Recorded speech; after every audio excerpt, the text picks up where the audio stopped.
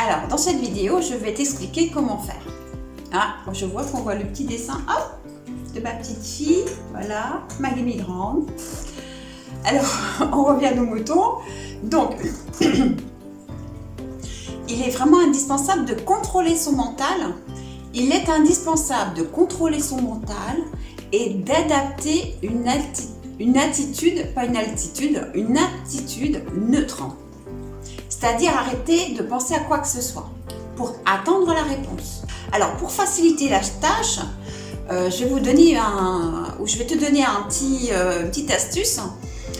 Moi, en fait, ce que je fais, je répète la question en boucle. Comme ça, dans mon mental, je suis sûre que je me suis bien concentrée sur la question et mon mental ne va pas s'évader sur autre chose.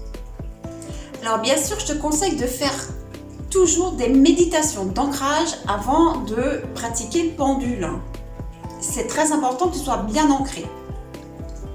Alors, sous cette vidéo, je te mets un lien avec une méditation d'ancrage et d'alignement qui t'aideront, en fait, l'ancrage t'aidera à recevoir les messages et à développer toutes tes intuitions et développer tes chakras. Alors, pour développer ta concentration, tu peux faire aussi une chose. Tu peux faire un exercice comme, par exemple, donc tu as ton pendule dans la main, je vais te montrer comment on fait tout à l'heure dans une autre vidéo. Et essaie de dire à ton pendule ce que tu veux qu'il dise.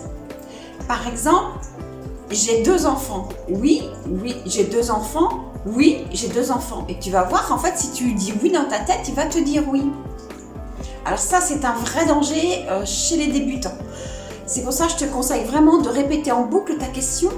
Comme ça, tu es sûr de rester concentré sur la question et pas avoir le cerveau qui va partir ailleurs à penser à autre chose. Alors attention, tu ne dois jamais ressentir de la fatigue ou de l'énervement. Le pendule, tu ne dois pas, tout ce qui est énergétique, tu ne dois pas ressentir de fatigue, d'accord?